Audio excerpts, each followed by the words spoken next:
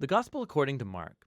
It's one of the first accounts of the life of Jesus, and our earliest historical traditions link this book to a Christian scribe named Mark, or John Mark. He was a co-worker with Paul and a close partner with Peter. And in fact, an ancient church historian named Papias, he recalls that Mark had collected all of the eyewitness accounts and memories of Peter and then shaped them into this account. But Mark didn't just randomly throw the pieces together. He's carefully designed this story of Jesus. In the first line of the book, Mark makes this claim about Jesus. It's the beginning of the good news about Jesus, the Messiah, the Son of God. Now, what's interesting is that this is the only time Mark is going to tell you what he thinks. For the rest of the book, he's going to influence you by simply putting Jesus' actions and words in front of you and showing you how other people react to him. Now, Mark's designed the story of Jesus as a drama with 3 acts. The first one set in Galilee, the third one is set in Jerusalem, and the second act shows Jesus on the way from one place to the other. And each of the acts focuses on a repeated theme. So in Act 1, everybody's blown away by Jesus, and they're wondering, who is this Jesus? In Act 2, it's the disciples who are struggling to understand what it means for Jesus to be the Messiah. And then in Act 3, we watch the surprising paradox of how Jesus becomes the Messianic king. Let's just dive in and you'll see how it unfolds. After the opening line, Mark begins with a quotation from the ancient prophets Isaiah and Malachi, who said that God would send a messenger to Israel to prepare them for when God would show up himself to rescue his people and become their king. And Mark introduces John the Baptist as that messenger, and then right when you expect God to show up personally, Mark introduces Jesus. And as he comes onto the scene, the heavens open, God's Spirit descends on Jesus, and God says, "You are my beloved Son." After this, Mark places in front of us a summary of Jesus' core message. He went about Galilee announcing the good news that God's kingdom has come near.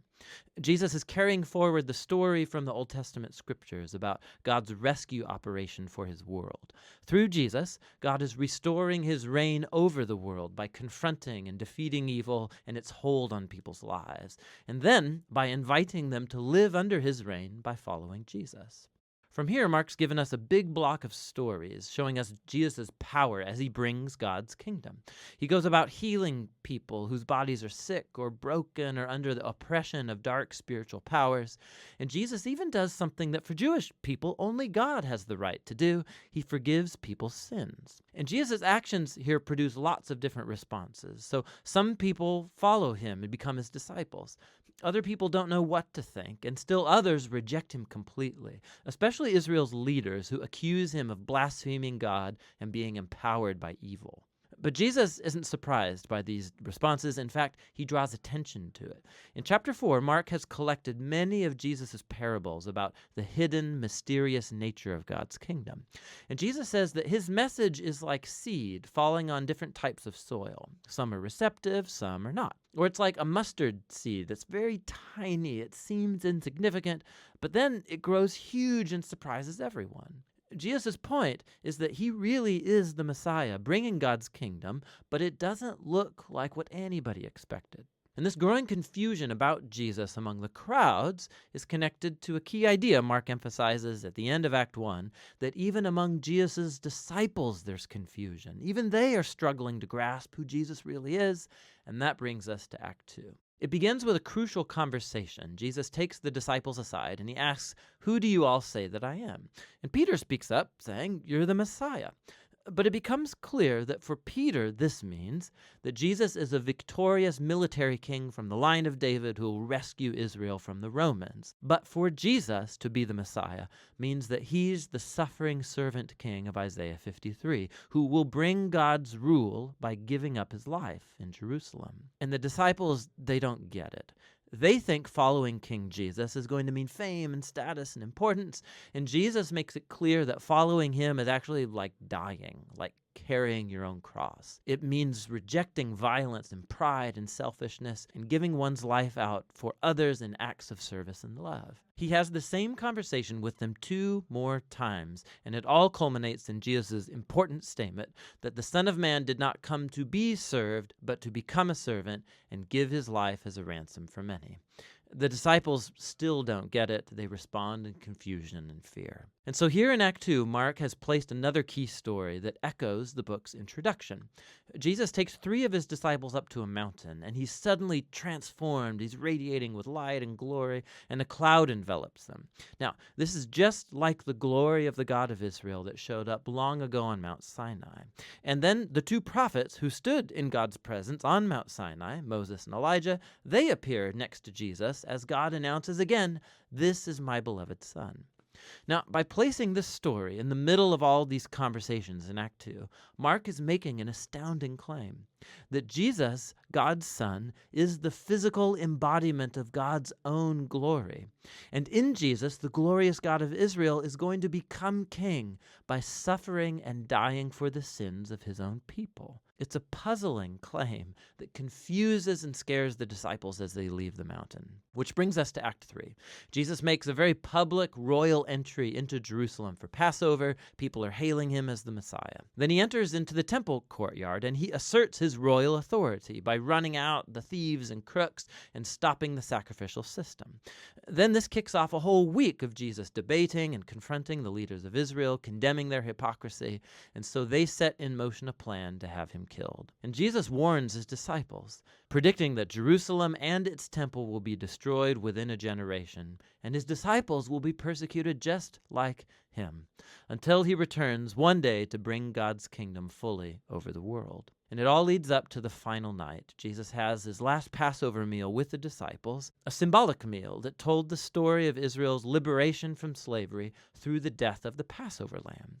And Jesus takes these symbols and he gives them new meaning. They point to the liberation from sin and death that will happen through the death of the suffering servant Messiah. From here, the story rushes forward to Jesus' arrest, his trial before Israel's priests and the Roman governor Pilate, all resulting in Jesus' crucifixion. And it culminates in a key scene that matches the important scenes from Acts 1 and 2, except this time it's darkness that descends, not a cloud. And instead of the divine voice from heaven, it's Jesus' voice crying out before he dies. And then most surprising is that it's a Roman soldier who sees Jesus die, who grasps and then announces who Jesus is. This man was the Son of God.